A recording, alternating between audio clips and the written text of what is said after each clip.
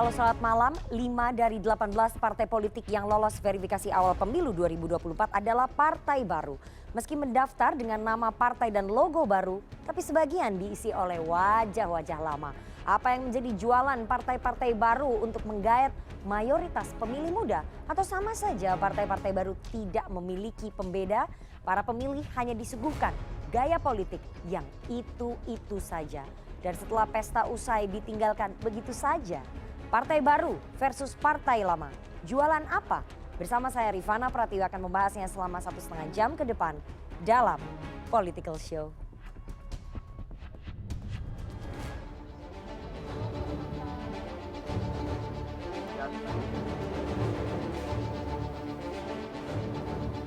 Komisi Pemilihan Umum secara resmi mengumumkan 18 partai politik yang lolos sebagai peserta pemilu tahun 2024 pada Oktober lalu.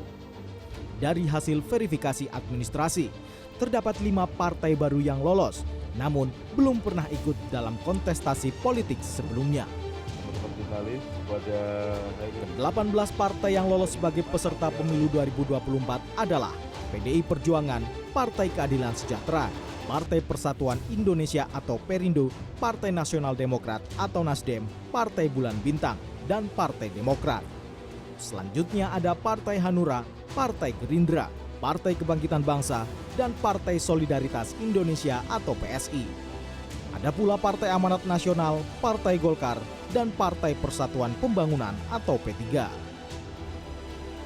Lalu di deretan partai baru, ada Partai Kebangkitan Nusantara atau PKN, Partai Garda Perubahan Indonesia atau Garuda, Partai Gelombang Rakyat Indonesia atau Gelora, Partai Buruh, dan Partai Umat. Munculnya partai politik baru jelang pemilu menjadi sebuah barometer bahwa masih banyak warga yang ingin berpartisipasi dalam proses penyelenggaraan negara selanjutnya. Sejak pemilu 99 sampai pemilu 2019 terjadi tren penurunan jumlah partai politik peserta pemilu. Seperti pada pemilu 99, ada 48 partai yang ikut dalam kontestasi pemilu. Sedangkan pada pemilu 2019 hanya 16 partai yang ikut dalam kontestasi. Namun pemilu tahun 2024 nanti jumlahnya bertambah menjadi 18 partai. Meski terjadi tren penurunan, pendiri Saiful Mujani Research and Consulting atau SMRC, Saiful Mujani menyatakan, semakin sedikit partai politik peserta pemilu, jumlah partai yang mendapat suara di atas 4% dan masuk ke parlemen justru semakin banyak. Trennya sebenarnya apakah ada peluang ya untuk partai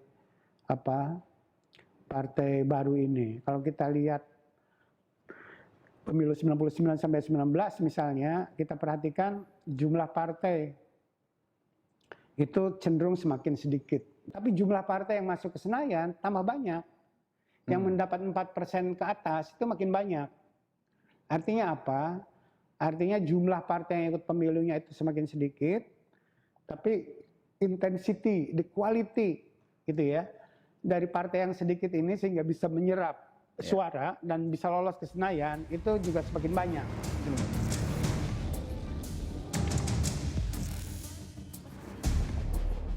Banyaknya partai politik yang akan berpartisipasi dalam kontestasi pemilu 2024 nanti akan memunculkan persaingan ketat. Hasil persaingan itu diharapkan mampu melahirkan tokoh pemimpin yang berkompeten serta berkualitas. Namun pertanyaannya, apakah partai-partai baru menawarkan sesuatu yang baru? Jika dicermati, beberapa pengurus dan tokoh utama partai politik pendatang baru itu adalah orang-orang lama dalam dunia politik Indonesia. Latar belakang itu membuat partai politik baru dianggap hanya sekedar kendaraan politik atau kamuflase untuk mengakomodasi kepentingan lama. Tim Liputan CNN Indonesia.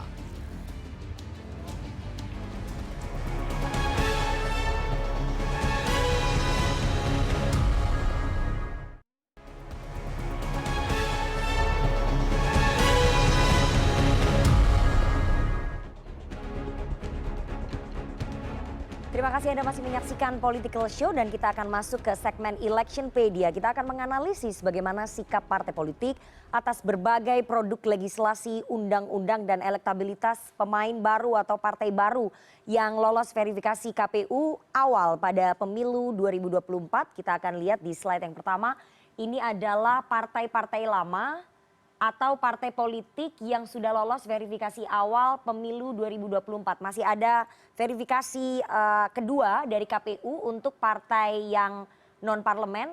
Ini kita lihat di sini ada 13 partai politik, ada PDI Perjuangan, kemudian kita lihat ada Demokrat, Hanura, P3, Golkar, PAN, PSI, Gerindra, kemudian Nasdem, ada Perindo juga, ada PBB. Ini adalah partai-partai yang sudah masuk ke dalam verifikasi awal KPU untuk pemilu 2024, sumber Litbang CNN Indonesia. Dan kita lihat slide berikutnya. Oke, slide berikutnya kita lihat. Ini adalah partai baru yang sudah lolos verifikasi awal dari KPU, tapi untuk yang partai baru ini mereka harus mengikuti verifikasi berikutnya dari KPU untuk bisa betul-betul menjadi peserta pemilu 2024. Ini ada PKN, Partai Kebangkitan Nusantara, Partai Garuda, Gelora, Partai Gelombang Rakyat Indonesia, Partai Buruh dan juga Partai Umat. Ini dari sumber Litbang CNN Indonesia. Dan berarti so far ada 18 partai politik yang akan berkontestasi pada pemilu legislatif 2024. Apakah berkurang atau bertambah kita belum tahu karena partai-partai yang baru ini masih harus mengikuti verifikasi kedua dari KPU. Dan selanjutnya bagaimana sikap dari partai-partai yang duduk di parlemen tentang beberapa produk legislasi atau produk undang-undang yang dihasilkan. Kita akan lihat bahwa ada beberapa undang-undang kontroversial yang dihasilkan oleh partai politik periode 2019-2024.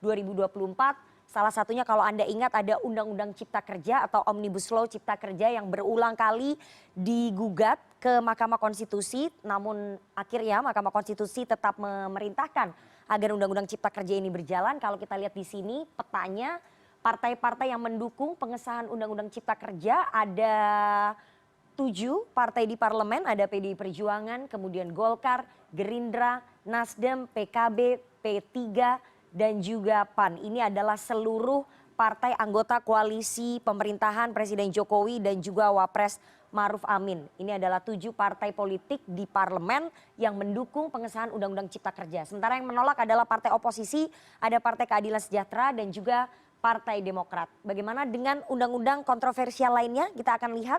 Karena selain Undang-Undang Cipta Kerja, ada juga undang-undang yang memantik reaksi pro dan kontra ataupun memantik penolakan dari publik. Salah satunya adalah Undang-Undang Ibu Kota Negara. Ini disahkan dengan waktu yang sangat cepat. Kalau Anda ingat di DPR hanya butuh 3 minggu saja untuk mengesahkan Undang-Undang Ibu Kota Nusantara di Penajam Pasir. Yang mendukung sekali lagi kita lihat ada 7 partai koalisi pendukungnya Pak Jokowi dan juga Maruf Amin. Ditambah ada 1 partai Demokrat, jadi total ada 8 partai di parlemen yang mendukung pengesahan Undang-Undang IKN. Ada PDI Perjuangan, kemudian Golkar, Gerindra, Nasdem, PKB, P3, PAN dan juga Demokrat. Hanya 1 partai di parlemen yakni Partai Keadilan Sejahtera yang menolak pengesahan Undang-Undang Ibu Kota Nusantara. Apakah akan berlanjut nanti kalau para pemain partai politiknya berubah di pemilu 2024 kita tidak tahu karena politik sangat dinamis.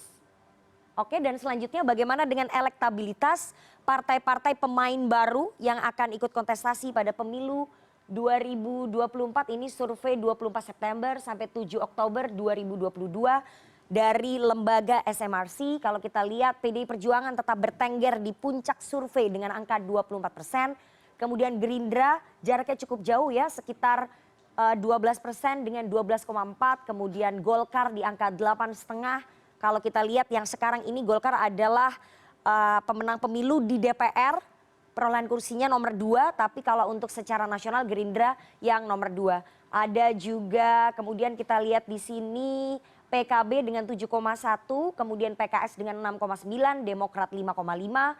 Nasdem 5,4%, kemudian P3 3,3, ini ada newcomer Perindo 2,1%, lumayan angkanya untuk newcomer karena yang kemarin mereka hanya mendapatkan 1% pada pemilu 2019.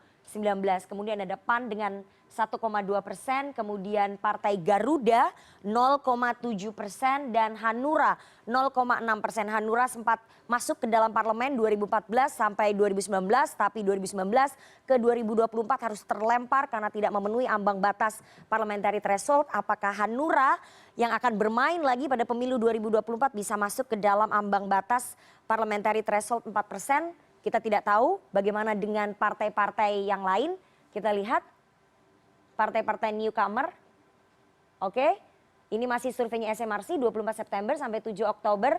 Yang pertama ada Partai Buruh di 0,4%. Untuk newcomer ini lumayan ya, 0,4%. Pemilunya masih sekitar berapa? 14 bulan lagi, jadi masih ada waktu. Kemudian ada Gelora 0,4%. Ini pecahannya Partai Keadilan Sejahtera.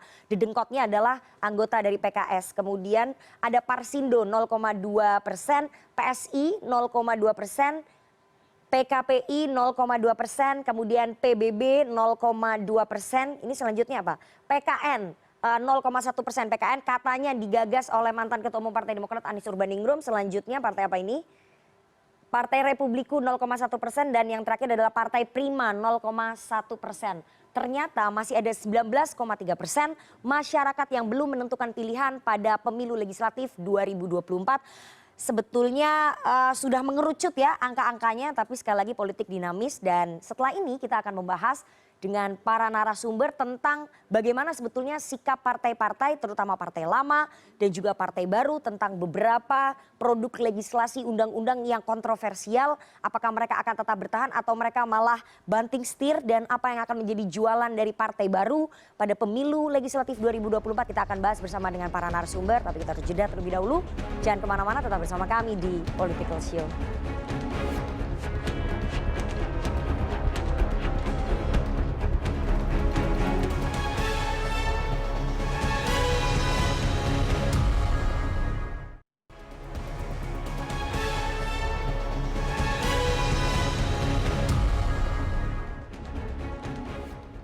Komisi Pemilihan Umum telah menetapkan 18 partai politik lolos verifikasi awal pemilu 2024. Pertarungan politik pada kontestasi pemilu diprediksi akan sengit, apalagi ada ceruk pemilih muda sebesar 60% yang akan ikut memilih. Bagaimana partai lama mempertahankan suaranya dan apa jualan partai baru di pemilu mendatang? Malam ini kita akan membahasnya dengan narasumber yang sudah hadir di studio. Saya perkenalkan satu-satu dari yang paling ujung, Direktur Eksekutif Indo Strategik, ada Bang Khairul Umam. Selamat malam. Selamat malam Mbak Nana. Selamat malam Bapak-bapak semuanya. Ada Ketua DPD Partai Golkar Maman Abdurrahman. Selamat malam Bang Maman. Mbak. Ada, ini saya nggak boleh salah karena partainya udah baru. Wakil Ketua Umum Partai Gelora, Gelombang Rakyat Indonesia. Nah, Gelombang Rakyat Indonesia, Bang Fahri Hamzah. Ini idola anak-anak mahasiswa. Ada Ketua Umum Partai Buruh Said Iqbal. Selamat malam Pak Said. Terima kasih semuanya sudah bergabung, dan bergabung juga melalui sambungan virtual adalah Badan Eksekutif Mahasiswa FISIP Universitas Tanjung Pura, Kalimantan Barat. Selamat malam teman-teman mahasiswa. Terima kasih sudah bergabung. Nanti teman-teman mahasiswa bisa melontarkan pertanyaan atau mengkritik juga boleh. Karena sekali lagi Anda yang menentukan masa depan Indonesia pada pemilu 2024. Anda semua ini jumlahnya 60% pada pemilu 2024 nanti untuk memberikan suara. Oke? Dan sebelum saya masuk ke dalam jualan partai lama dan juga jualan partai baru dan bagaimana mereka meyakinkan kemudian pemilih muda, saya akan membedah dulu undang-undang kontroversial ataupun produk legislasi undang-undang yang sudah dihasilkan oleh partai politik periode 2019-2024. Ada beberapa undang-undang yang kontroversial, memantik reaksi publik pro dan juga kontra, seperti Undang-Undang Cipta Kerja, kemudian Undang-Undang IKN. Saya bahas satu-satu ke Undang-Undang Cipta Kerja dulu karena promotornya pada saat itu adalah Partai Golkar. Bang Maman, Undang-Undang Cipta Kerja atau Omnibus Law Cipta Kerja ini kan menuai kontroversi ya, pro dan kontra.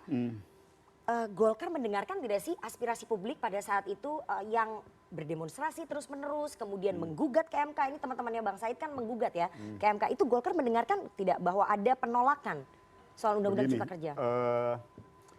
Yang pasti bahwa dalam setiap aspirasi baik itu pro maupun kontra, kita sebagai partai yang juga sebagai inisiator Omnibus Law waktu itu pasti harus mendengarkan. Itu dulu pertama. Namun sejatinya bahwa sesuatu yang baru, kalau kita lihat hukum alam pasti hadir pertama kali dengan kontra karena sesuatu itu kan baru.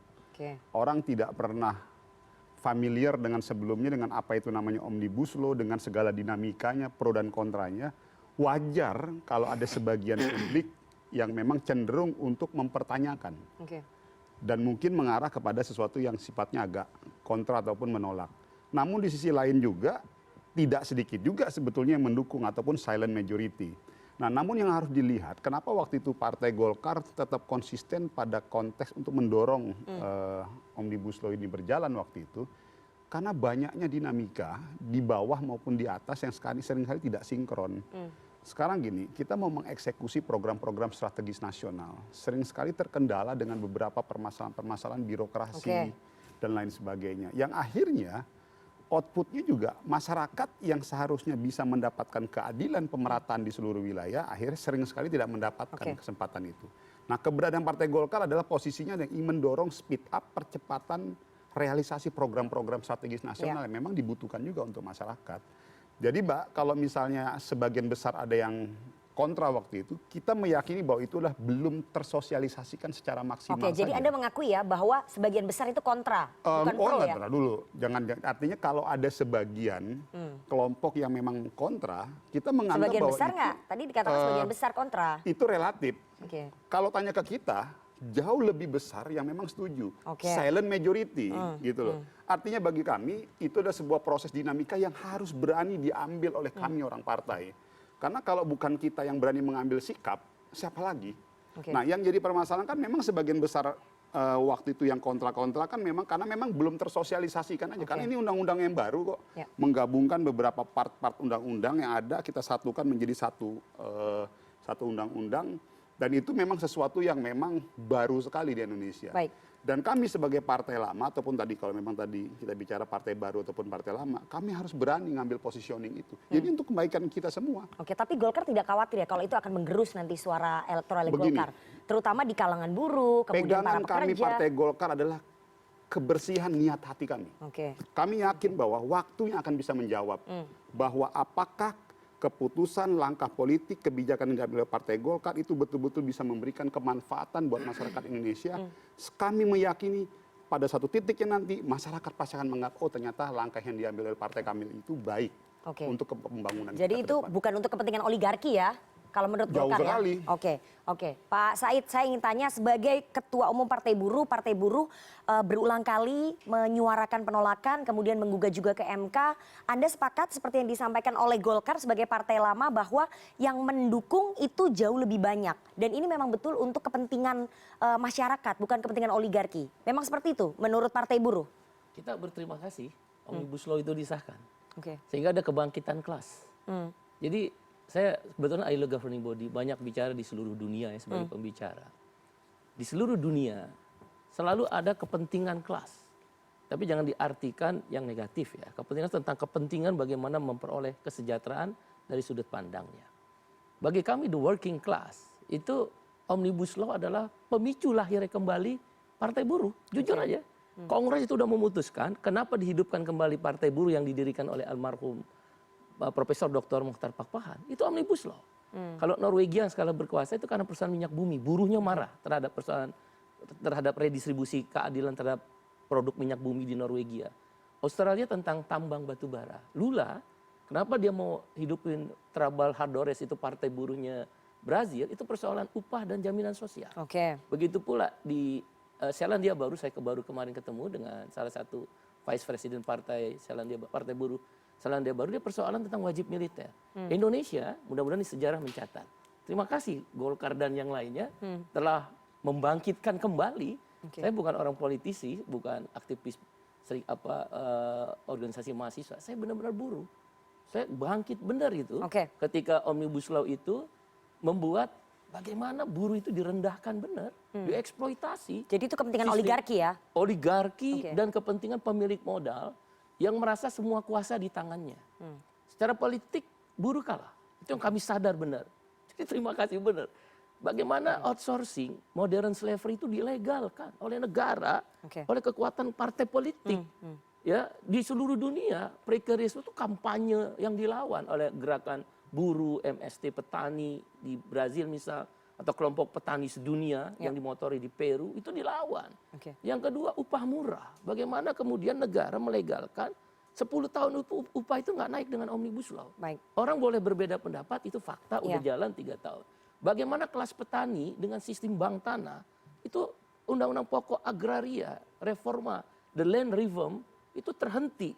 Bagaimana mungkin buruh perempuan yang ambil cuti haid, cuti hamil, upahnya nggak dijamin. Bagaimana mungkin kemudian orang bekerja dengan sistem kontrak terus-menerus. Ini kan tentang negara kesejahteraan, welfare state. Itulah yang melatari, jujur, satu yang melatari kenapa Partai Buruh dibangkitkan kembali dengan kekuatan. Kami udah punya modal, 10 juta anggota itu udah ada. Itu yang akan kita lawan. Dan ini menjelaskan, saya senang. Jadi kayak di dunia internasional nih nanti Indonesia. Kenapa? Ada partai kelas pemodal, ada partai kelas pekerja. Jadi Golkar ini partai kelas pemodal, buruh itu partai kelas pekerja gitu Anda ingin mengatakan. Betul sekali. Oke Bang Maman, partai kelas pemodal. Kalau menurut Bang Said gimana? Kita lihat basis data dulu. Pastikan yang paling utama dituntut oleh teman-teman buruh adalah kenaikan upah. Itu rating pertama. Tidak hanya itu. Ya itu rating ada pertama. 10. Rating pertama pasti kenaikan upah. Yang kedua adalah kesejahteraan. Pertanyaan saya sederhana. Hampir cenderung di setiap daerah, kalau kita bicara klaster provinsi loh ya, kecenderungan tuntutan buruh terhadap kenaikan upah itu kecenderungannya dipenuhi. Karena itu kebijakan biasa UMR itu ada pada provinsi, itu satu. Nah, lalu pertanyaannya, apa yang tidak dipenuhi? Selama itu memang win-win solution, kita juga harus ngelihat loh bahwa begini. Bukan berarti saya sampaikan seperti ini, kita tidak berpihak kepada buruh. Enggak, 100% kalau kami, kalau hanya sekedar ingin melihat pencitraan, kita akan dukung maunya buruh, 10-10-nya itu kita turutin. Tapi kita juga harus objektif dan fair. Bahwa ada reward and punishment. Bahwa kita juga ingin untuk mendorong peningkatan kualitas kinerja dari buruh juga. Artinya begini, antara keinginan, hak yang dikejar, dan kewajiban itu harus setara. Karena pada akhirnya kita harus lihat loh ya, ini fakta loh membuktikan. Kita lihat sekarang kecenderungan orang untuk berinvestasi itu sudah masuk ke beberapa negara Asia lain. Yang kenapa? Karena upahnya terlalu tinggi. Ada problem. Nah, tetapi di sisi lain Indonesia juga harus ngejaga kultur bahwa kita juga ingin memberikan peningkatan kesejahteraan kepada buruh. Nah, ini prinsip kesetimbangan dan keseimbangan ini yang harus kita jaga. Jadi bukan semata-mata hanya sekedar untuk melihat kepentingan buruh semata dan melihat kepentingan pengusaha semata, tapi prinsipnya ketemu di titik tengah. Tapi siapa yang lebih diuntungkan, itu yang menjadi pertanyaan. Poinnya, kalau tadi pertanyaan siapa yang lebih diuntungkan, yang kita inginkan adalah negara ini mendapat keuntungan sebanyak-banyaknya. Karena pada akhirnya semakin banyaknya, ini kan gini loh, antara buruh dengan pelaku pengusaha, ini seperti dua mata uang loh. Dua koin yang memang harus kita jaga juga. Karena kalau nggak ada si pihak penanam modal, juga nggak akan bisa jalan. Baik, saya kasih kesempatan ke Bang Said. Apakah memang seperti itu negara yang diuntungkan atau itu hanya dalihnya dari Golkar aja sebagai promotor cipta kerja? Dalih. Itulah secara politik kenapa buruh kalah. Karena si pengusaha selalu memandang buruh dari sudut pandang dia. Tentang seimbangan, padahal upahnya murah. 3 tahun nggak naik. Saya ini ILO governing body, salah satu pengurus Badan Perserikatan Bangsa-Bangsa. Pertanyaan saya sederhana ya. Nah, sebentar, saya kan nggak pernah ini. Biar kita saya. Saya keliling dunia, jadi pembicara di mana-mana, nggak ada upah itu naik di bawah inflasi. Oleh karena itu, bagaimana kemudian kelas pekerja ini di tingkat parlemen, di tingkat konstitusi, di tingkat politik, dia memberi keseimbangan. Bukan versi kamu, tapi versi kami. Tentang kemudian investasi, tentang modal harus masuk, tentang bagaimana pertumbuhan ekonomi harus, itu kesepakatan kita, konsensus. Tapi tentang cara membagi, itu yang berbeda. Itu narasi yang dikapitalisasi oleh partai itu dan menjadi jualan pada pemilu ya. Oleh karena itu kita mengedepankan tawarannya adalah welfare state, negara sejahtera versi buruh. Apa? 3 prinsip. 1, kesetaraan kesempatan. Kau boleh kaya, tapi kami nggak boleh miskin. Yang kedua, redistribusi kekayaan yang adil dan merata. Baik, itu ntar jualannya nanti nih di segmen berikutnya. Maksudnya kita ambil di dalam sistem jaminan sosial. Itu seluruh partai buruh di seluruh dunia pasti itu. Kalau saya tambahkan, ada satu kata. Tadi dibilangkan perspektif kami. Mungkin saya kritisi perspektif kita tentang bangsa. Jadi kalau tadi yang dijual oleh partai buruh ada hanya murni buruh, enggak. Kita bicara tentang rakyat. Kita bicara tentang 260 juta rakyat Indonesia. Oke, itu versinya yang Golkar. hari ini berkepentingan juga. Itu versinya Golkar gitu. Jadi versi kita juga. Ini kan ada dua. Buruh itu bukan hanya sekedar buruh yang tadi dianggap oleh Bang Said loh. Buruh itu banyak sekali loh pekerja ada di Indonesia. pekerja lainnya juga. Mbak Nana, itu bisa termasuk dalam kategori buruh. Artinya pekerja di dalam korporasi. Tapi siapapun buruh yang nggak terima gaji naik, nolak. Oke. Saya mau ke kalau tadi yang selalu sebentar. saya harus enggak, ini nggak boleh nih. Ini pembohongan publik. Kalau tadi ada yang mengatakan bahwa tidak ada upaya kenaikan gaji, itu saya kritisi loh. Silakan kita buka nanti datanya. Nggak boleh, ini narasi pembohongan publik. Nggak, ada data naiknya 1,09%. Di Indonesia ini, Baca. negara ini, pemerintah ini dari tingkat pusat, provinsi sampai daerah tidak memberikan ruang dan kesempatan Tidak ada, 3 tahun ya. kepada 3 buruh tahun ini nggak ada. untuk Oke. Ini nggak kalau ada. berdebatnya soal substansinya Iya. terus nanti Nggak nggak selesai kita. selesai. Jadi Nggak saya mau minta selesai, betul. tanggapan partai baru, newcomer juga, Gelora.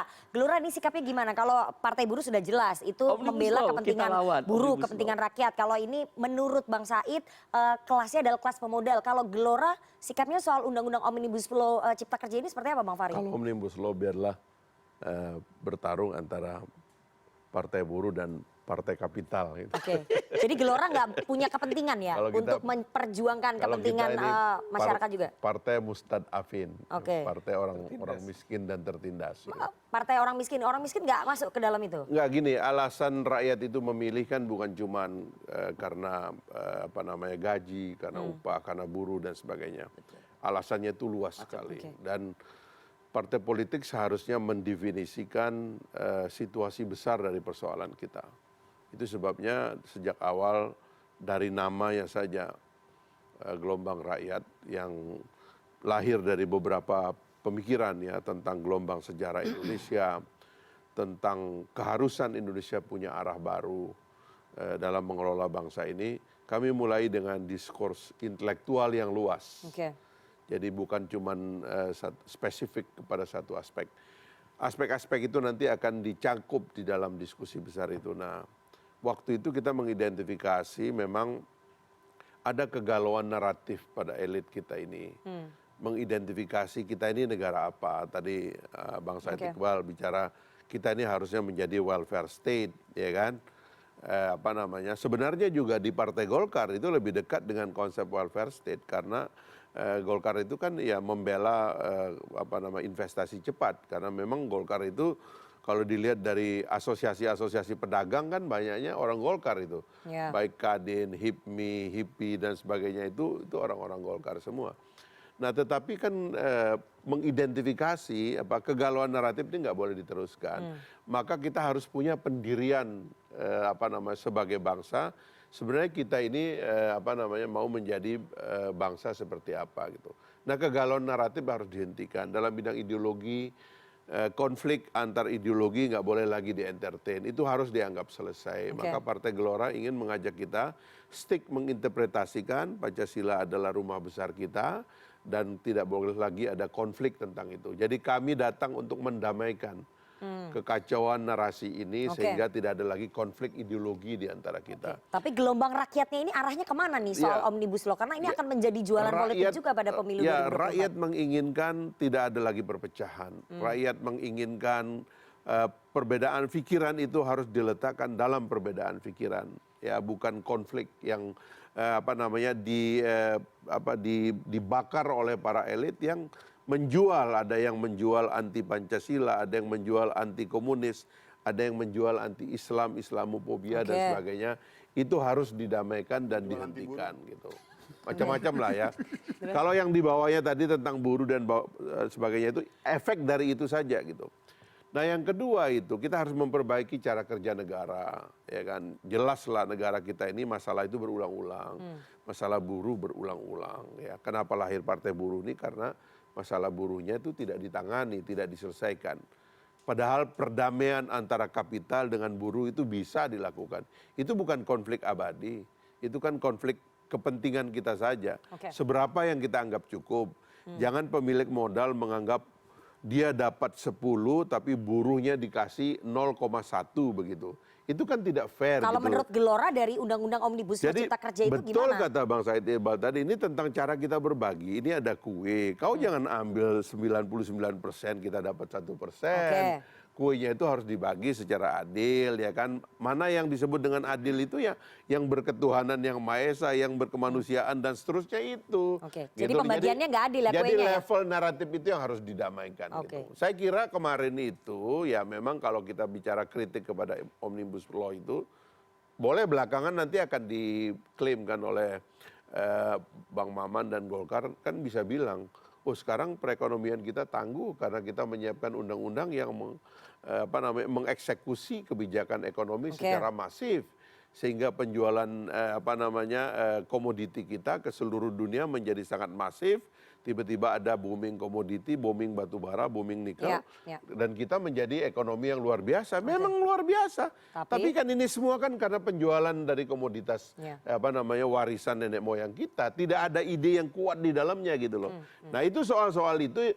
Pada level itulah Partai Gelora ingin bergerak nanti. Oke. Ini masih di tengah-tengah kayaknya Partai Gelora. Saya mencoba untuk melihat sikapnya ini kemana nih. Karena dalam politik nggak bisa abu-abu. Harus hitam atau putih gitu. Saya mau ke Mas Umam. Mas Umam, bagaimana Anda menganalisa sikap partai-partai ini? Partai-partai lama yang memproduksi undang-undang kontroversial itu. Dan partai baru yang memperjuangkan undang-undang kontroversial itu. Ataupun melawan undang-undang Cipta Kerja itu. Dan partai baru juga yang ingin riding the wave kayaknya ya, berada di tengah-tengah gitu. Antara kekuatan yang menuntut kesejahteraan dan menuntut keadilan.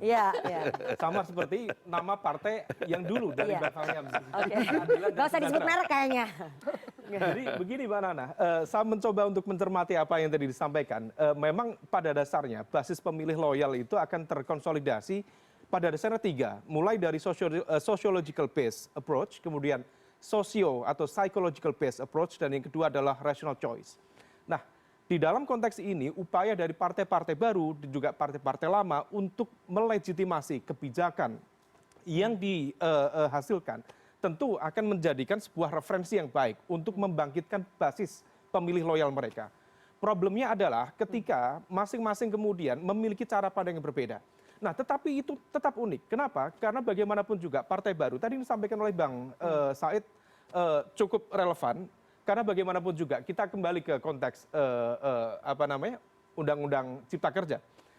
Kalau misal kita lihat, fakta menunjukkan bahkan dikonfirmasi oleh Mahkamah Konstitusi bahwa ini adalah sebuah produk yang, let's say semi inkonstitusional. Karena inkonstitusional bersyarat. Karena misal kalau kita cek sekali lagi, ada cacat prosedural yang diakui oleh sejumlah pihak. Ada juga cacat substansi di sana. Kalau dari aspek cacat prosedural, maka idealnya proses legislasi kita itu betul-betul menjadi ruang yang kemudian bisa membuka ruang komunikasi, dialogis dari kekuatan tripartit. State, non-state dalam konteks ini adalah pekerja, dan yang ketiga adalah korporasi, pengusaha.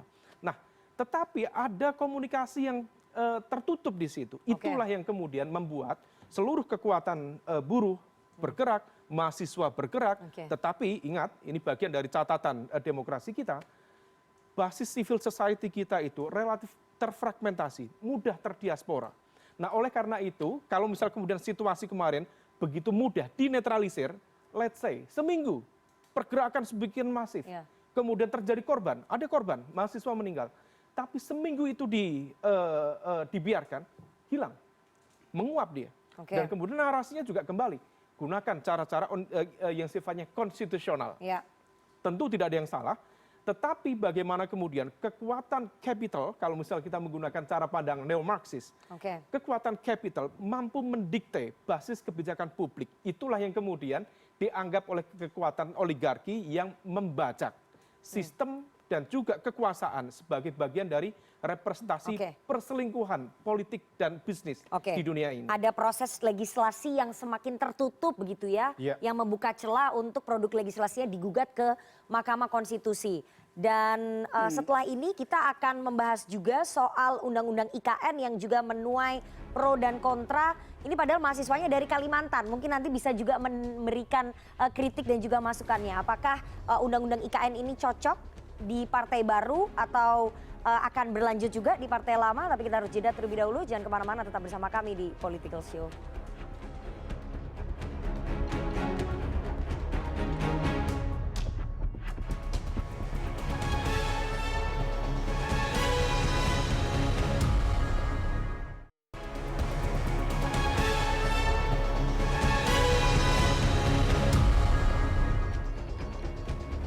Terima kasih Anda masih menyaksikan Political Show dan kita akan lanjutkan perbincangan kita dengan para narasumber ke isu ataupun produk legislasi kedua yang menjadi kontroversial di mata publik ya. Selain tadi ada Undang-Undang Cipta Kerja, yang tidak kalah menjadi sorotan adalah Undang-Undang Ibu Kota Nusantara atau Undang-Undang IKN di Penajam Pasir. Ini ke Golkar lagi karena kemarin ketua pansusnya adalah politisi Golkar juga. Nah, Bang Maman, Undang-Undang IKN ini kan menuai pro dan kontra ya. Banyak kemudian yang mengkritik bahwa ekonomi Indonesia sedang tidak baik-baik saja. Kenapa kemudian pemerintah, DPR memaksakan untuk mengesahkan Undang-Undang IKN dan segera kita pindah. Ini Golkar akan tetap mempertahankan IKN? Jadi saya mau sampaikan dulu, kami Partai Golkar itu partai tidak pernah meng-abuse kemiskinan. Tidak pernah mengeksploitasi masyarakat tidak mampu. Kami selalu fokus pada apa yang dibutuhkan oleh negara ini. Kalaupun memang kita harus melewati rintangan yang berat, karena memang doktrin kami adalah karya kekaryaan. Kami fokus pada apa yang terbaik buat bangsa ini. Ambil analogi bahwa obat rasanya pahit, tapi bagus buat badan kita. Segala kebijakan diambil oleh Partai Golkar harus kita harus siap dengan segala konsekuensi karena kita tahu bahwa mungkin obat yang kita berikan itu terasanya pahit, tetapi insya Allah kita yakini itu baik buat negara ini. Spirit dari Omnibus Law kurang lebih seperti itu. Itu satu. Lalu yang kedua, sekarang kita masuk ke ibu kota negara.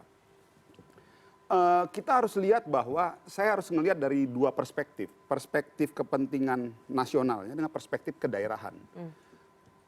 Pancasila kita, itu sila keadilan sosial bagi seluruh rakyat Indonesia, itu masuk dalam semangat kita untuk mendorong ibu kota negara.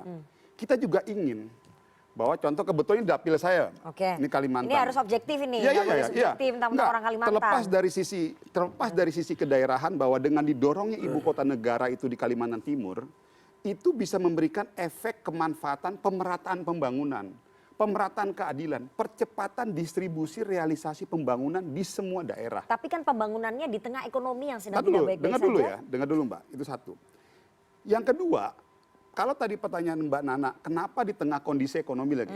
Itu sudah kita dorong, kenapa waktu itu Omnibus Law kita paksakan harus segera terrealisasi? Karena menurut kita salah satu langkah atau upaya untuk mengamankan keterpurukan ekonomi di tengah badai COVID kemarin itu adalah dengan mendorong Omnibus Law. Alhamdulillah, tadi udah dijawab, bukan saya yang jawab loh, Mas Fahri loh. Alhamdulillah kondisi ekonomi kita itu di 5,7% sekarang. Jadi silakan saja, pasti masing-masing orang masih tetap akan beranggapan bahwa begini. Tapi fakta membuktikan 5,7% sekarang ekonomi negara kita, salah satu impactnya adalah karena kita mengupayakan semaksimal mungkin percepatan realisasi Omnibus Law tadi. Itu yang pertama. Kita melihat bahwa soal IKN ini akan dilanjutkan nggak sama terkait Golkar di mengenai periode ibu kota berikutnya? negara ini, kita melihat momentum politik. Alhamdulillah kebetulan political will presiden kita kuat dan besar sekali terhadap realisasi ibu kota negara ini. Kami Partai Golkar melihat momentum itu dalam konteks keadilan sosial bagi seluruh rakyat Indonesia. Kita melihat bahwa inilah momentum politik yang paling jadi akan pas. diteruskan ya 2024 ya. Kita nggak pernah tahu ke depan siapapun itu pemimpinnya. Tetapi yang kita tahu bahwa pemerintahan hari ini berkomitmen secara penuh untuk mendorong pemerataan pembangunan di seluruh wilayah kita. Artinya 2024 Papua nanti didorong pembangunan. Golkar akan meneruskan. Kalimantan, kalau tadi dia dari sisi keadilan, Kalimantan hari ini masyarakat juga punya hak. Yang memang itu bagian dari satu kenegaraan kita, negara NKRI. Kalau ditanya Golkar hari ini, kita 100% akan terus mendorong keberlanjutan ibu kota negara. Itu sikapnya Golkar. Kalau Karena Gelora, itu adalah bagian dari pendistribusian pembangunan di seluruh Indonesia. Kalau Gelora seperti apa, Bang? Ini memenuhi hasrat rakyat pemerataan pembangunan ini? Jadi itu tadi yang pertama itu kegalauan naratif. Jadi, ini kegalauan naratif berarti?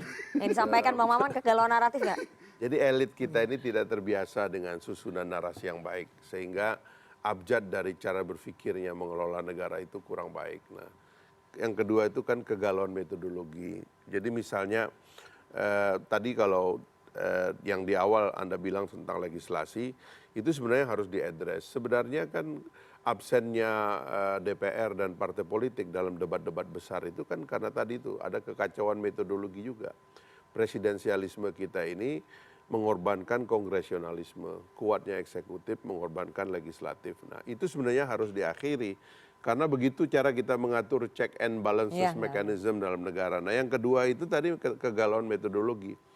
Jadi problem dari IKN itu adalah kita tidak pernah menyelenggarakan akar dari perdebatan perpindahan itu. Saya kalau disuruh membela, saya bisa membela. Kuat pembelaan saya pada perpindahan itu. Tapi kalau kalau saya diajak dalam perdebatan, kesimpulannya itu bukan memindahkan, tapi pemekaran gitu. Karena menurut saya pemekaran itu jauh lebih efektif untuk distribusi kekayaan. Tapi itu kan karena nggak dilakukan gitu. Karena jadi lebih baik jangan pemindahan tapi pemekaran. Iya, karena itu akhirnya kita nggak punya tempat. Ya kan di dalam perdebatan ini karena tiba-tiba presiden, saya ingat waktu saya itu masih jadi pimpinan dewan, saya tanya Menteri Bappenas mana ininya naskah akademiknya, mereka nggak punya naskah akademik, cuman bilang dulu Bung Karno pernah ingin, Pak Harto pernah ingin, lo nggak bisa, semua pengajuan regulasi itu harus ada naskah akademiknya, sehingga kita berdebat dalam naskah itu gitu loh. Kalau saya diajak berdebat, jadi kan Indonesia ini 50 provinsi sampai 1000 kabupaten kota, ya kan bila perlu. Kalau menurut ibu kota, menurut saya pakai Teluk Jakarta yang lagi reklamasi, pindahin kantor pemerintah ke sana. Cuman itu pikiran saya, karena waktu itu kita mau menjadi negara maritim, taruh dia di pesisir, karena Jakarta ini infrastrukturnya. Jadi nggak pas pindah ke Kalimantan kalau menurut Bang Fahri? Iya itu tadi, Kalimantan dipecah, artinya dibuat provinsinya lebih banyak. Itu jauh lebih efektif daripada kita ngumpulkan 500 triliun di satu tempat. Jadi itu loh ya, argumen-argumen itu saya bisa buat. Meskipun kalau belakangan nanti, kalau misalnya Kalimantan tetap akan ditetapkan sebagai ibu kota baru, tidak akan berlangsung lama. Maksudnya apa nih? Yang dilakukan oleh Pak Jokowi itu sebenarnya inisiasi awal. Lebih serius dari presiden yang lain. Sudah mulai groundbreaking kantor pemerintah dan sebagainya. Paling mungkin di tahap awal itu cuma akan jadi kantornya pemerintah seperti kita bikin Istana Bogor, kita bikin Wisma Yasu atau Tapak Siring di Bali kayak gitu-gitu. Tapi selanjutnya kalau mau kantor lain dibuat ya mesti dengan penghitungan yang luar biasa karena markas TNI harus berubah, ratusan kantor. Jadi menurut Gelora ini nggak akan tercapai? Bukan nggak akan tercapai, metodologinya saya kritik. Gitu. Harusnya ada cara yang lebih baik dalam membuat kebijakan sebesar ini gitu. Jadi itu krisis kedua. Jadi yang saya katakan ini kan pendirian Gelora dari awal nih. Yang pertama itu adalah kegalauan naratif, yang kedua ini kegalauan metodologi. Nah di sesi berikutnya saya akan sebut masalah ketiga. Apa? Nanti aja. Kegalauan naratif, kegalauan metodologi. Tapi Gelora undang-undang IKN-nya pindah ke sana setuju apa enggak? Nanti kita lihat. Itu gampang lah, berkuasa dulu. Jadi kalau udah masuk ke main aman. Jadi kalau udah masuk ke DPR baru nanti bargaining gitu. Kan kadang-kadang dalam Kalimantan nggak pilih Gelora. Kadang-kadang di kultur pemilu kita ini orang yang banyak ngomong suaranya kecil. Jadi mendingan harus dulu. Hati-hati gitu loh. Makanya yang penting masuk dulu ya. Menang dulu. Perkara nanti udah di dalam mau bermanuver. Coblos. Gelora.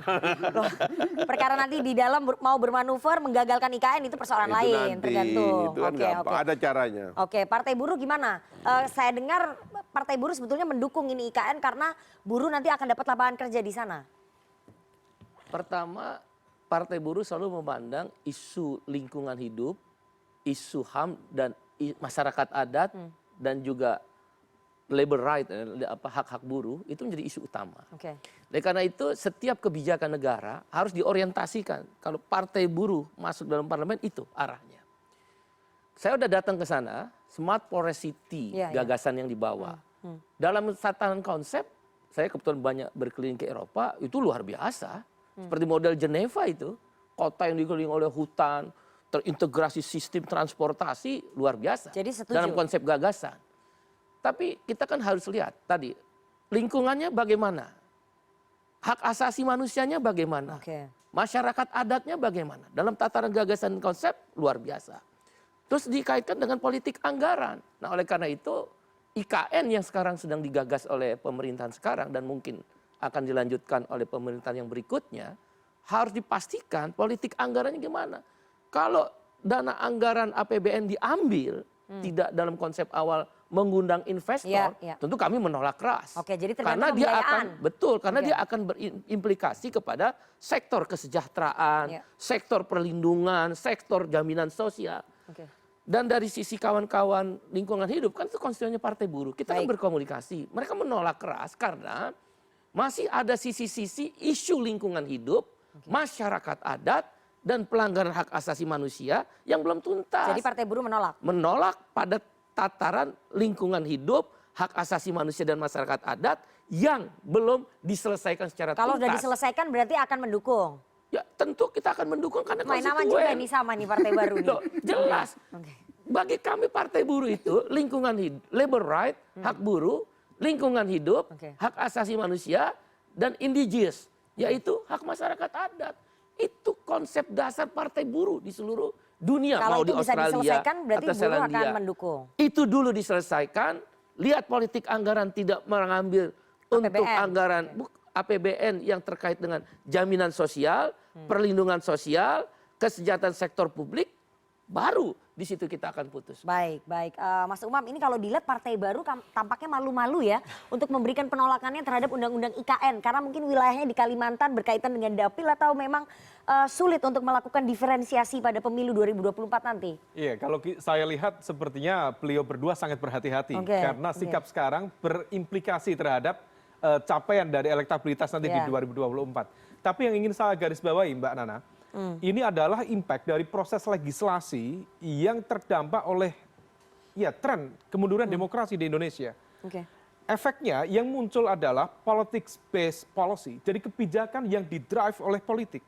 Dan itu kemudian tadi yang disampaikan, dikonfirmasi oleh Bang Fahri, tidak didasarkan pada basis pembacaan yang komprehensif.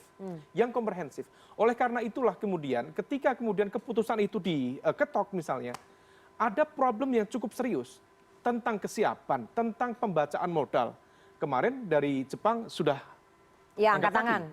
Kemudian dari Saudi juga sepertinya juga angkat tangan.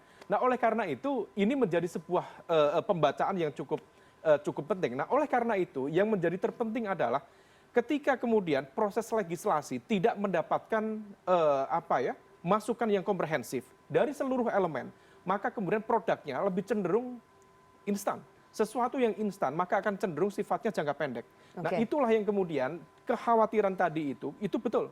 Kita khawatirnya ini sebuah keputusan yang besar. Jangan sampai ini hanya menjadi gimmick politik semata. Nah, kalau misalnya ini hanya menjadi gimmick saja, tentu ini akan menjadi bukan hanya legacy, tetapi justru catatan panjang. Mangkrak bukan pada level proyek kecil, tetapi sebuah kebijakan besar. Nah, oleh karena itu, kebijakan itu harus diletakkan pada pembacaan yang lebih komprehensif. Bukan hanya sekedar narasi masa lalu, aspirasi historis, tetapi betul-betul diletakkan pada basis pembacaan yang signifikan. Dan yang terpenting terkait tadi politics based policy, ke depan jangan sampai ini terjadi, karena kalau misal tidak, banyak sekali produk-produk legislasi yang tidak produktif. Let's say HIP. Bagian dari yang kemudian cukup di-highlight kemarin, haluan ideologi Pancasila. Muncul sejumlah kontroversi. Kalau Nahdlatul Ulama dan juga Muhammadiyah tidak ikut bersuara, selesai. Itu bisa saja digolkan di proses legislasi. Jadi jangan sampai ada produk-produk legislasi yang hanya menjadi gimmick-gimmick politik saja ya. Kalau misalnya itu poinnya. Tapi kita sudah bahas soal undang-undang kontroversial ataupun produk legislasi undang-undang yang diciptakan ataupun diproduksi oleh partai-partai lama dan ditanggapi oleh partai-partai baru. Sekarang saya ingin masuk lebih dalam soal jualannya partai lama dan juga partai baru. Bang Maman, partai Anda jualan apa nanti di pemilu 2024? Jangan sampai gimmick-gimmick politik tadi. Gini, saya ingat ya, saya tidak akan menyebutkan partainya. Dulu selalu membangun narasi pro kepada kepentingan orang nggak mampu, pada orang miskin. Ini partai apa nih? Partai existing? Artinya banyak lah. Partai cilik, Mas. Ya macam-macam lah. Artinya kecenderungan partai yang mengeksploitir kesusahan orang, mengeksploitir permasalahan hidup orang, yang akhir ternyata pada saat berjalan dengan waktu, ya ternyata masuk juga dalam dinamika yang seakan-akan lu cuma ngomong-ngomong doang, jualan-jualan politik. Ini maksudnya nyindir partai buruh juga mengeksploitasi. Kami untuk berlaku untuk semua, gitu. Berlaku juga untuk partai kami. Artinya apa? Kami dari awal didoktrin, dibentuk dengan proses kaderisasi internal partai yang harus berkiblat pada konseptual, ide, gagasan, dan apa yang terbaik buat negara ini. Karena doktrin Partai Golkar ada karya kekaryaan. Tidak melihat etnis, tidak melihat kelompok, tidak melihat figur A atau B. Karena perspektif kita dalam doktrin Partai Golkar adalah bagaimana bisa merealisasikan doktrin karya kekaryaan. Jadi bagi kami, kalau kami sudah berkiblat pada positioning konsep seperti itu, halangan, lintangan, dan lain sebagainya, itu bagian dari sebuah proses yang harus kita lewati. Jadi jualannya apa? Karena kami yakin, ya konseptual, ide, gagasan mana yang terbaik buat bangsa ini. Bukan terbaik buat kepentingan golongan. Bukan yang terbaik buat kepentingan etnis, atau bukan yang terbaik buat kepentingan agama. Tapi mana yang terbaik untuk kepentingan negara, bangsa, dan pemerintahan kita. Itu jualan konsep ya. Fakta sekarang salah satunya, kalaupun memang kita harus berani mengambil sebuah sikap, melakukan kebijakan yang kontroversial tadi, yang penuh dengan pro dan kontra, karena kami yakin pada suatu saatnya nanti pasti masyarakat akan melihat. Fakta hari ini membuktikan dulu Omnibus Law dianggap macam-macam, negatif, tapi hari ini ekonomi negara kita 5,7%. Itu jualan konsep, tidak membawa kepentingan bukti. Tidak membawa kepentingan golongan, tidak menjual kepentingan rakyat kecil, begitu ya Bang Maman ya. Ini mengeksploitasi kepentingan rakyat kecil. Partai Buruh merasa tersindir nggak ini? Jualannya nanti apa? Bisa lolos nggak dengan mengeksploitasi tadi kepentingan rakyat kecil? Siapapun yang membuli, yang kita terima. Lula juga dulu begitu. Hari ini dia presiden untuk berikutnya. Maksudnya ini presiden Brazil yang baru ya? Presiden Brazil. Dulu Lula juga dihina. Saya temannya Lula. Waktu itu kita kampanye awal-awal. Bagaimana para pemodal hitam itu menjatuhkan dan mendowngrade Lula. Begitu pula Pedro Castello di Peru. Begitu pula Borih di Chili. Itu sangat lazim dalam partai kelas. Karena partai kami adalah partai kelas. Oleh karena itu, tawaran yang kami tawarkan pada pemilu 2024, kita lolos dulu. Setelah lolos verifikasi KPU ini jadi peserta pemilu, lolos parliamentary threshold. 2029 papan tengah. 2034 penguasa presiden Republik Indonesia dari Partai Buruh. Itu saya targetnya belajar ya. dari seluruh dunia. Karena Partai Buruh itu atau sosial demokrat di Eropa atau sosialis kiri, sosialis pekerja kiri di Amerika Latin, mereka selalu mengadakan welfare state, negara kesejahteraan. Ideologi Pancasila itu udah clear, gak usah didebat. Kemanusiaan yang adil dan beradab, keadilan sosial bagi seluruh rakyat Indonesia. No social justice without social security. Modalnya oleh dari karena mana itu nih? Partai Buruh dia hanya menyuarakan dua hal, pro subsidi dan pro jaminan sosial. Kalau subsidi mau coba-coba diambil dalam publik, itu yang saya bilang di parlemen ada keseimbangan. Partai Buruh akan suarakan itu. Kenaikan harga BBM, impor beras yang tidak terkontrol, impor garam, itu pasti kita lawan. Jadi Partai Buruh optimis akan menembus PT 4%. Insya Allah. Tapi modalnya dari mana ini? Karena ini Partai Buruh. Modalnya dari mana? Partai Buruh berasal dari 10 organisasi yang menghidupkan kembali. Dulu zaman almarhum Profesor Mokhtar Pakpahan baru 1 SBSI, sekarang 10. Ada serikat petani terbesar di Indonesia. Jadi modalnya betul-betul iuran buruh, maksudnya serikat buruh. Anda boleh nggak ada suntikan modal dari pengusaha. Tidak ada satupun pemodal, bahkan kami melarang dalam proses verifikasi ini. Bisa dicek. Ada yang jual motor, ada yang jual tanah. Nah, jual yang kita tawarkan adalah bahwa kita besar dari sendiri, kita rubah. Pemilik modal yang serakah ini harus dikendalikan tentang keserakahannya. Jadi bukan jualan, bisa diperiksa track record saya. 30 tahun memimpin Serikat Buruh, bisa diperiksa track record saya di dunia internasional. Jadi ini bukan tentang jual, ini tentang keseimbangan. Ini tentang bagaimana menempatkan kau boleh kaya, tapi jangan miskinkan kami. Kira-kira begitu. Itu jualannya Partai Buruh ya. Tapi kan kita nggak tahu waktu yang akan mengetes nanti kalau misalnya orang udah diberikan kekuasaan seperti apa. Di internasional bisa dilihat. Kalau Gelora, jualannya nanti apa Bang Fahri? Ini kan partai pecahan PKS. Ceruknya akan berbeda. Saya langsung nyebut merek aja. Ceruknya akan berbeda atau ceruknya sama atau gimana? Jadi kan tadi saya sudah katakan ada kekacauan naratif. Sebenarnya kekacauan naratif juga ada di wartawan itu kan. Kemudian ada, ini subjeknya bukan saya nih, partai nih. Terus ada kekacauan metodologi, kita nggak ngerti cara kerja. Nah yang ketiga itu memang kalau ditanya jualannya partai politik itu adalah demokrasi pemilu itu adalah pasar ide, pasar gagasan. Dan gagasan itu nanti melekat pada orang, karena yang dipilih kan orang. bukan partai. Kita bukan sistem negara yang orang tuh pilih partai, tapi orang tuh rakyat pilih orang gitu. Nah, memang kita memerlukan orang-orang yang punya ide yang segar ya. Karena itu tadi kita mengapresiasi politisi-politisi seperti Kang Maman, Bang Said Iqbal dan sebagainya itu karena ada idenya ya. Karena saya juga melihat kan saya 15 tahun duduk di DPR ya, ditambah dengan MPR hampir 20 tahun saya di Senayan ngantor. Saya juga tahu ada orang yang dibeli bukan karena ide, yang dipilih bukan karena ide. Tapi? Nggak pernah ngomong, nggak pernah kampanye, kita nggak tahu tapi apa kepilih. pikiran. Tapi dicoblos terus. Oke, itu kenapa itu? Politik uang atau gimana? Bukan, setiap tanggal 1 Oktober ada aja kawan tuh sebelah saya dia lagi dilantik. Ya kan? Ada juga yang kayak gitu. Jadi memindahkan pemilu sebagai pasar ide itulah PR kita. Dan termasuk Partai Gelora menginginkan itu gitu loh. Jadi ceruk pemilihnya? Makanya kita mengkritik seperti yang sekarang terjadi ya kan. Ada calon presiden. Tapi pasar idenya nggak ada. Medium bagi pertarungan pikirannya nggak ada. Yang ada itu adalah medium bagi pertemuan orang-orang yang secara sentimental terhadap persona orang-orang yang ingin mereka majukan. Tapi kita nggak tahu ini pikirannya apa. Apa bedanya si A sama si B, apa bedanya Prabowo sama Ganjar, Prabowo sama Anies Baswedan, kita nggak tahu pikirannya. Nanti baru dibikin kelompen capir cuma sebulan. Dan kita dipaksa memilih orang itu karena sudah ada di kartu suara. Ini harus disehatkan kembali, pertarungan idenya itu harus diselenggarakan, supaya nanti kentara waktu rakyat memilih, karena itu yang saya bilang yang ketiga, itu krisis ketiga itu adalah krisis kepemimpinan. Yang kita pilih ini nggak pernah orang-orang yang menawarkan pikiran, nggak ada. Yang dipilih adalah orang-orang yang menawarkan bansos, menawarkan itu keluar fulus, tuh menawarkan akhirnya. macam-macam gitu loh. Kan itu yang harus pindahkan. Ini pemilu demokrasi pasar ide. Selenggarakanlah pertarungan ide, bukan menyelenggarakan pertarungan bansos, pertarungan logistik. Kalah kita, nggak ada uangnya. Jadi gitu loh. Jadi itu yang akan dilontarkan oleh Gelora nantinya. Iya dong, harus itu. Susah nggak nanti mengubah Jadi tradisi ataupun culture masyarakat?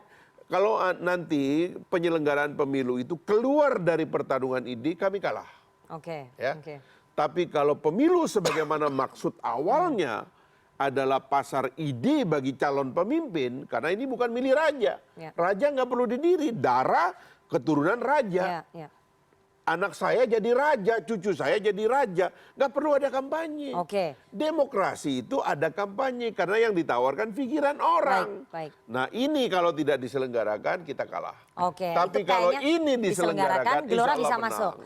Tapi ini kayaknya susah karena politik uang di Indonesia masih tinggi. Wartawan aja udah nggak percaya. Susah karena politik uangnya masih tinggi. Itu tugasnya KPU sama Bawaslu. Setelah ini kita akan minta tanggapan dari pemilih milenial yang jumlahnya 60%. Bagaimana mereka melihat tadi gagasan ataupun paparan dari partai baru dan juga eksistensi dari partai lama, siapa yang akan mereka pilih. Tapi kita harus jeda terlebih dahulu, jangan kemana-mana, tetap bersama kami di Political Show.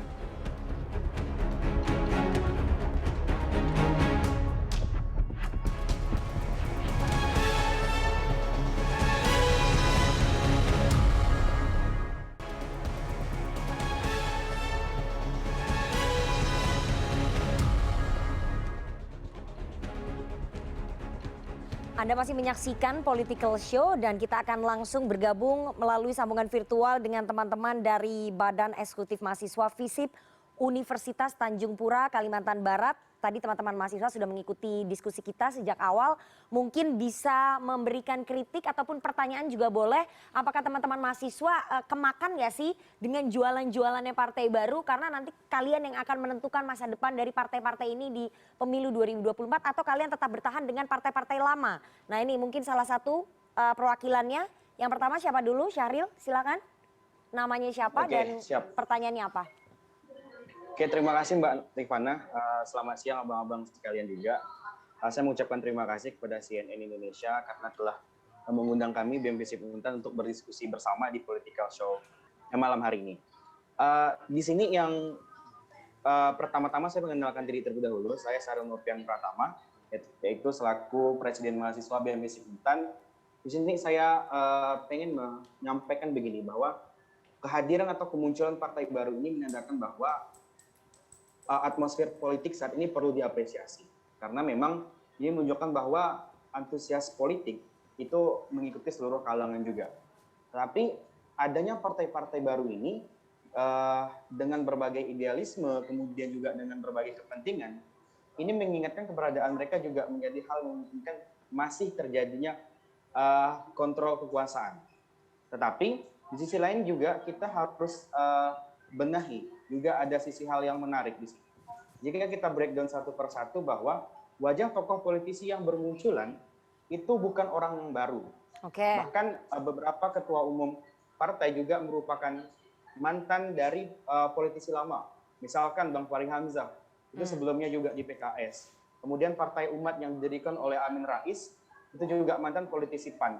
Serta dari kalangan Muhammadiyah misalkan juga ada Bapak Din Samsudin yang mendirikan Partai Pelita, dan masih banyak lagi tokoh-tokoh partai politik lama itu mendirikan partai baru.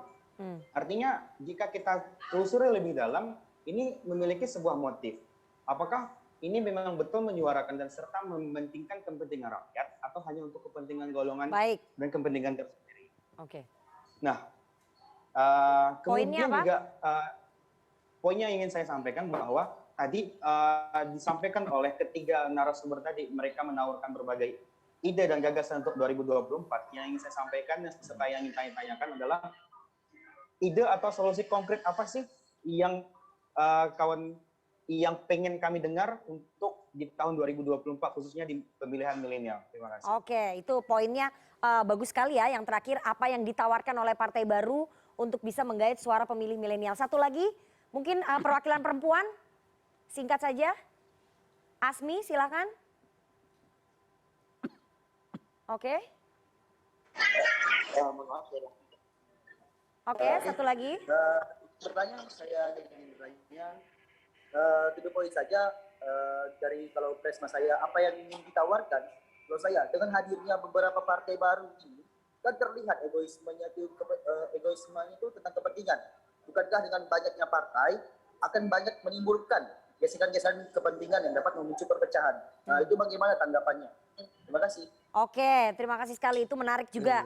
Kalau semakin banyak partai akan semakin banyak gesekan kepentingan yang dirugikan rakyat juga. Saya beri kesempatan dulu ke Pak Said dan juga Bang Fahri untuk menjawab tadi pertanyaan dari mahasiswa. Yang pertama, apa yang ditawarkan oleh partai-partai baru untuk pemilih milenial, dan semakin banyak partai, semakin banyak gesekan kepentingan. Jadi kita ini bersyukur hidup di alam demokrasi.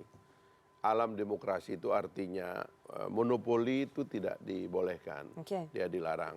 Monopoli penjualan barang dan jasa itu dilarang. Monopoli penjualan ide juga dilarang. Ya, makanya tidak ada negara doktriner dihentikan. Bahkan kita di awal-awal dulu menghentikan bahkan penataran P4 pun kita hentikan. Itu kan karena melarang negara doktriner. Nah sekarang ini dengan demokrasi yang kita miliki ini sekarang alternatif banyak. Nah makanya teman-teman mahasiswa harus terlatih mengidentifikasi mana daripada partai politik yang datang dengan membawa gagasan baru. Mana yang tidak membawa gagasan baru. Kalau orangnya sih memang ya suka tidak suka bertahannya orang dalam politik, dalam demokrasi itu juga sebagiannya karena dipilih berulang-ulang. Ya di negara-negara demokrasi yang matang juga itu orangnya dipilih berulang-ulang. Tadi Bang Said menyebut Lula. Lula itu dari muda jadi politisi. Sekarang ini karena ada Bolsonaro yang dianggap ekstrim, Lula terpilih, ya kan? Dan sekarang dia jadi presiden. Jadi itu sebenarnya tidak ada masalah. Kepentingan kita ini orang ini bawa gagasan baru enggak yang memperbaiki keadaan yang sedang ada. Itu saja yang kita periksa. Jadi jangan sinis dengan partai baru, dengan orang baru, ya kan? Tetapi lihatlah apakah ada gagasan baru yang dibawa sambil kita mengkritik existing ruler ini gitu loh. Makanya seharusnya nanti forum seperti ini diperbanyak. Kita bahas satu tema secara spesifik, ya kan? kita jangan lari kemana-mana. Nanti kita perbanyak, Bang. Kita one on one atau berapa per berapa kita adu tarung gagasan sehingga rakyat itu di meja makan pemikiran bangsanya itu tersedia banyak alternatif menu. Jangan cuman yang itu apalagi kalau yang itu nggak ngomong. Cuman simbolik doang, kunjung sana, kunjung sini, makan gado-gado. Tapi pikiranmu ini maksudnya apa? siapa ini? Gitu. Ini maksud siapa nih yang makan gado-gado? Maksud saya itu medium dari pasar politik ini Harus jangan makin pindah banyak dari menunya. pikiran. Gitu loh, jangan pindah ke tempat lain, jangan pindah ke gimmick, jangan pindah ke bansos, jangan pindah ke uang. Bahaya, tetap dalam pikiran. Jadi Anda melihat sekarang partai-partai politik yang ada pindahnya ke gimmick politik Karena kalau kadang-kadang ya termasuk kalau pertanyaan mahasiswa, pertanyaan mana yang konkret begitu ya, suka begitu kan pertanyaannya. Ya nanti gue bilang yang konkret, udah lu pada beasiswanya atau ongkos kuliahnya saya gratisin. Baru pada paling milih. itu yang dianggap konkret, padahal pemilu ini bukan itu. Tawaran pikiranmu apa terhadap perbaikan bangsa ke depan. Gitu ceritanya. Oke. Kalau Partai Buruh bagaimana menanggapi tadi teman-teman mahasiswa? Politik adalah kepentingan. Setiap orang harus tersalurkan secara politik kepentingannya. Kasus Omnibus Law bagi kelompok kelas pekerja, buruh, petani, nelayan, miskin kota, buruh migran, itu ada tamparan. Oleh karena itu tentang pertanyaan akan bergeser kepentingan, yes. Tapi negara mengatur secara konstitusional, maka kami masuk ke parlemen. Apa tawaran yang akan kami serahkan agar kepentingan itu bisa disuarakan terhadap kawan-kawan milenial? Pertama, Partai Buruh tidak hanya bertumbuh pada pasar barang dan pasar uang. Itu silakanlah kelompok pemodal. Partai Buruh akan main di pasar tenaga kerja dan pasar sosial. Apa itu pasar tenaga kerja? Kita nggak mau tenaga kerja itu fleksibel labor market. Outsourcing merajalela, kontrak yang tidak seumur hidup, outsourcing dibebaskan. Kita nggak mau. Dan di seluruh dunia, mau di Perancis, mau di Inggris, mau di Amerika, kalau Partai Buruh berkuasa, dia akan lawan itu. Tawaran yang kedua pasar sosial. Apa itu pasar sosial? Social market ekonomi pasar sosial yaitu bertumpu di jaminan sosial. Anda bisa bayangkan kalau sistem jaminan sekarang udah ada jaminan pensiun, jaminan hari tua, jaminan kematian, jaminan jaminan kesehatan. Itu kita yang berjuang di Serikat Buruh. Menggerakkan parlemen itu susahnya minta ampun. Nah, oleh karena itu pasar sosial Anda bayangkan, kita bayangkan kalau jaminan pensiun kita dengan sistem cost sharing misal ada sekitar 12% aja buruh membayar katakan 3%, pengusaha bayar 9%. Itu 2.000 triliun uang terkumpul. Itu kan pasar. Nah, kita bayangkan tawaran kami berikutnya memastikan jaminan makanan. Haram hukumnya orang miskin, kelaparan di negeri yang kaya yang sekarang nomor 7 di dunia purchasing power parity. Pertumbuhan ekonomi ketiga di dunia. Apa yang kita dapat? Upah murah, outsourcing merajalela. Apa itu yang disebut pertumbuhan ekonomi? Kami nggak mau. Kami ingin ada redistribusi kekayaan. Nah, berikutnya adalah pendidikan, jaminan pendidikan. Memastikan apakah beasiswa 10% orang-orang miskin di perjuangan di parlemen, sekolah di Sorbonne, di Harvard, di Nanyang. Orang miskin itu bukan berarti nggak pintar. Hanya karena kesempatan. Apakah karena dia miskin, dia tidak boleh dapat pendidikan yang lain. Ini bukan tentang jualan miskin. Ini tentang rasa keadilan. Banyak. Yang ketiga kita ingin perumahan. Orang nggak punya rumah. Pensiunan TNI, pensiunan Polri, semua nggak ada rumah. Orang kita mau negara siapin rumah. Jualan jaminan sosial dan pro subsidi itulah pasar tenaga kerja dan pasar sosial itulah yang ingin kami kedepankan. Termasuk tentang land reform, tanah untuk petani, perlindungan lingkungan hidup, perlindungan buruh perempuan. Itu yang akan dimainkan, digarap total oleh Partai Buruh di isu-isu segmented yang memang selama ini nggak didapat. Nah, milenial ini terancam masa depannya di revolusi industri 4.0. Kita lihat nanti apakah apa yang tadi Anda sampaikan bisa meyakinkan milenial untuk memilih Partai Buruh. Partai lama, partai tertua Golkar, jualannya apa untuk meyakinkan pemilih milenial yang jumlahnya 60%. Dan itu tadi semakin banyak partai akan semakin banyak gesekan kepentingan. Saya agak amazing memang tadi yang disampaikan oleh adik-adik kita ya mahasiswa. Biasanya memang karakteristik. Zaman saya waktu saya jadi presiden mahasiswa di Trisakti, memang anti kemapanan, revolusi harga mati, artinya mendobrak sesuatu yang memang sudah mapan. Jadi kecenderungannya masuk ke dalam kelompok pro pembaharuan. Namun ternyata setelah saya melihat proses berjalan ini, teman-teman mahasiswa tadi relatif sudah jauh lebih mature dalam melihat, yaitu melihatnya dalam beberapa perspektif. Karena tadi pertanyaannya justru malah mempertanyakan kepada yang baru ini seperti apa gitu. Artinya dari sisi itu saya relatif mengapresiasi. Namun di sisi lain juga semangat saya juga semangat kritis teman-teman mahasiswa juga wajib terus muncul karena yang kayak kita juga perlu dikontrol. Nah, saya mau masuk ke sini. Yang kami jual hari ini adalah konsistensi, berkiblat kepada konseptual, berkiblat pada ide, berkiblat pada gagasan, berkiblat pada bagaimana mengeksekusi ide itu. Kalaupun di depan kita ada badai sekalipun. Karena pada akhirnya ada adagium sederhana Mbak Dana. Kebenaran kecenderungannya hadir pertama kali dengan dicerca. Namun pada akhirnya akan diterima menjadi sebuah kenyataan. Nah, prinsip kami seperti itu. Karena Partai Golkar hadir membangun untuk semuanya.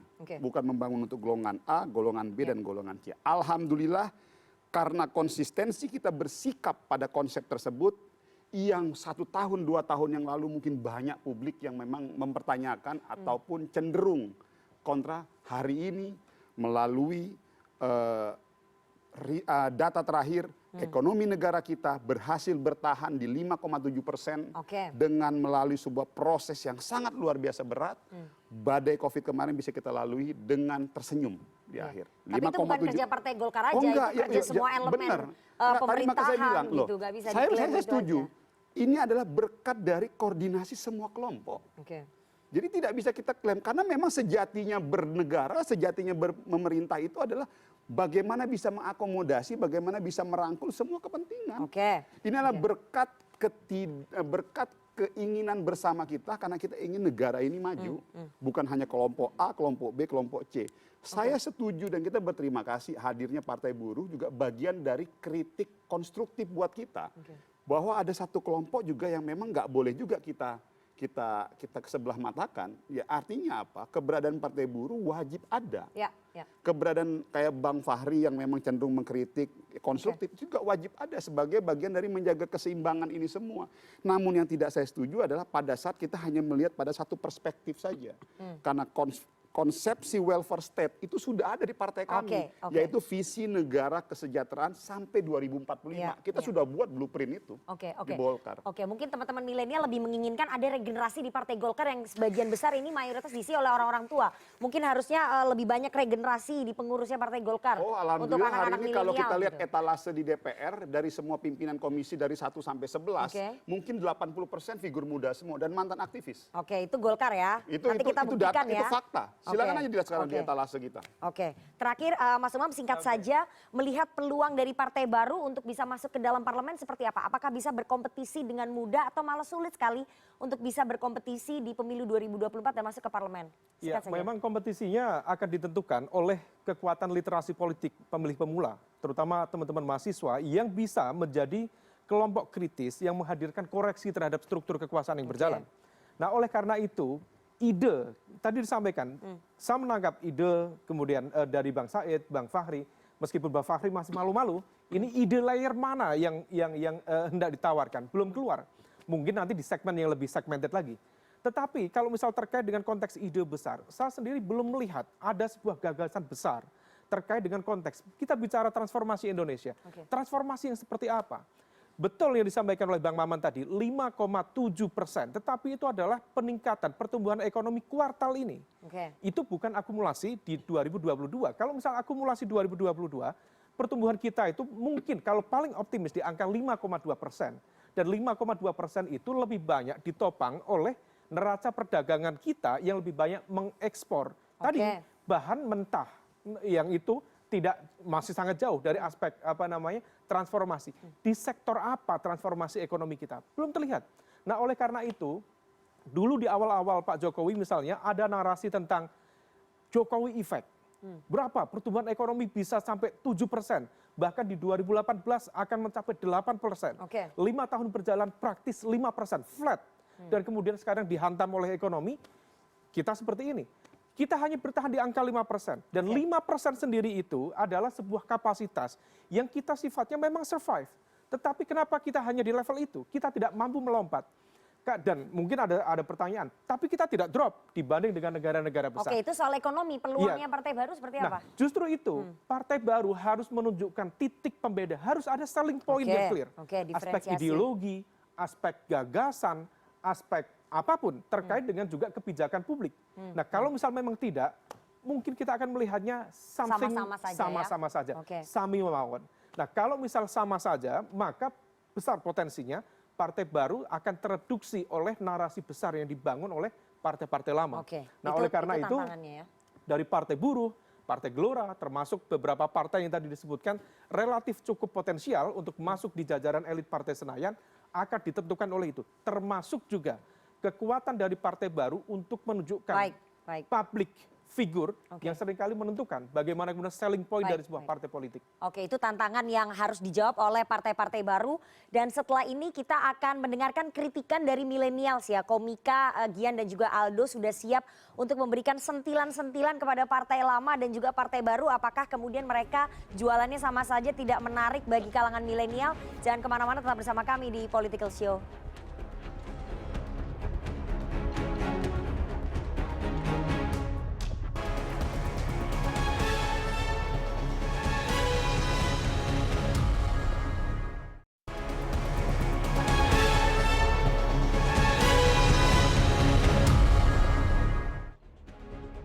Assalamualaikum warahmatullahi wabarakatuh. Waalaikumsalam, ada bapak-bapak. Halo Pak, perkenalkan nama aku Muhammad Ronaldo. Dan aku Gian Luigi, kita nyapa-nyapa dulu di sini, senang banget nih. Ada perwakilan dari Golkar, Bang Maman. Ada perwakilan dari ini Ketua Umum Gelora, Bang Fahri Hamzah, dan Ketua Supporter The Jackmania ya. Bukan. Nanti Bapak saya kepala dari Partai Buruh. Betul. Sebelum kita mulai nih, kemarin itu ada yang viral tentang HUT Golkar. Kemarin benar. Golkar ulang tahun ke-58, komisi bikin konten grebek HUT Golkar kemarin.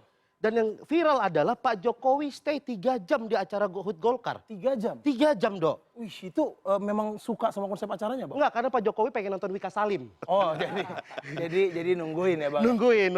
Antara itu, atau memang kan aku ngeliat juga tuh, Bang, di TV kan. Itu Pak Jokowi itu duduk di sebelah itu pada senior-senior. Betul, ada Abu Rizal Bakri, ada Surya Paloh, ada Pak Luhut, banyak banget. Mungkin Pak Jokowi itu sebenarnya udah mau pulang, tapi nggak enak mau pamit. Betul. Ini sama kayak maba-maba kalau lagi nongkrong, ada seniornya. Mau pamit tapi sungkan pulang. Takutnya diomongin. Takutnya diomongin. Misalnya Pak Jokowi gitu kan, udah duduk tuh mau pulang gak enak gitu kan dia. Pak, saya permisi. Pak Abu Rizal Bakri bilang, mau kemana? Mau pulang Pak. Baru juga datang katanya. Apa buru-buru banget? Enggak, saya ditungguin istri Pak. Saya juga ditungguin istri Bapak. Istri kamu. Nggak jadi pulang. Mungkin kita nggak tahu ya kan. Tapi kalau kita lihat banyaknya partai baru, kita tuh sempat bertanya apa sih syarat bikin partai? Oh iya benar. Setelah kita cari tahu syaratnya adalah, ini minimal ya. Minimal. Ada 50 orang usianya di atas 21 tahun dan ngumpul sama 1 tahun dan punya ADRT. Oke. Itu bisa bikin partai. Mudah juga ya? Mudah juga. Iya. Dari sini kita melihat bahwa di Indonesia ternyata lebih gampang bikin partai daripada bikin gereja. Iya. Nggak perlu izin kemana-mana ya. Pakai izin-izinan lah. Kalau bikin partai nggak perlu izin RT RW kan, nggak perlu ada. Nggak perlu ada. Oh pantes Bang, pasti pernah ada di Indonesia tuh kejadian yang kayak begini. Gimana Dok? Ada anak muda barusan lulus kuliah, punya visi misi membangun bangsa, nongkrong udah setahun di coffee shop nggak tahu mau kemana kan. Satunya nyeletuk, kita bikin partai kali ya, jadi PSI.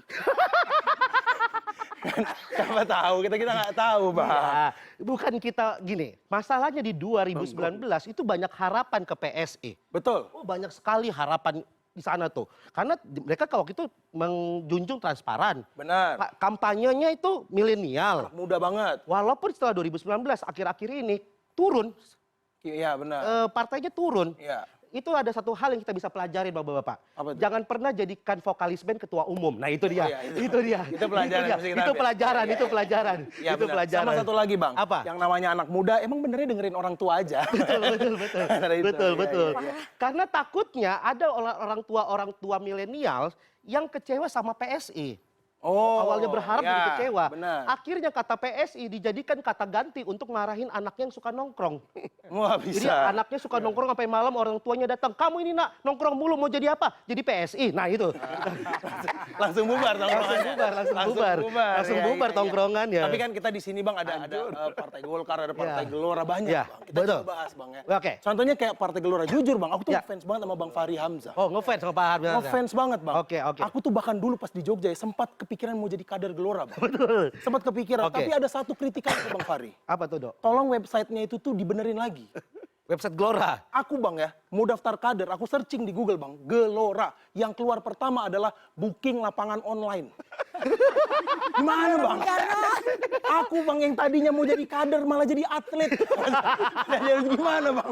Jadinya bingung kan? Betul. Kalau Partai Golkar akhir-akhir ini kita cari nggak ada masalah apa-apa. Ya. Kalaupun kita cari di Google, yang pasti dibahas orang-orang adalah ya masalah menjabat 32 tahun. Itu pun kita nggak mau bahas sekarang. Karena kita belajar dari PSI, jangan pernah ikut campur urusan orang tua. Nah itu dia. Gitu, kita mau dibayar berapapun kita tidak akan bahas. Kita nggak bahas, Pak. Kita nggak mau bahas di sini. Tapi pesan kita buat semua partai, mau partai lama atau partai baru, Dok, Ya. itu nggak akan ada bedanya. Selama yang mereka kejar adalah kekuasaan, bukan perubahan. Saya Gian Ugi. Saya Muhammad Ronaldo. Terima kasih. Pecah. Ini semoga sentilan-sentilannya nggak membuat baper politisi-politisi yang ada di sini. Karena sekali lagi pemilih terbesar 2024 adalah pemilih muda. Jadi tadi sentilan-sentilannya mungkin bisa menjadi vitamin untuk partai-partai baru dan juga partai-partai lama menyongsong pemilu 2024 nanti. Dan penampilan dari komika Gian dan juga Aldo sekaligus menutup diskusi kita pada malam hari ini. Saya mengucapkan terima kasih kepada Direktur Indo Strategik, Mas Khairul Umam, Ketua DPD Golkar, Bang Maman Abdurrahman, kemudian Wakil Ketua Umum Partai Gelora, Bang Fahri Hamzah, dan Ketua Umum Partai Buruh, Bang Said Iqbal. Terima kasih sudah bergabung pada malam hari ini. Dan jangan lupa ketemu lagi kita di Political Show setiap hari Senin jam 20.30 waktu Indonesia Barat di CNN Indonesia TV, channel 113 di TV Digital. Saya Rifana Pratiwi pamit, selamat malam dan sampai jumpa.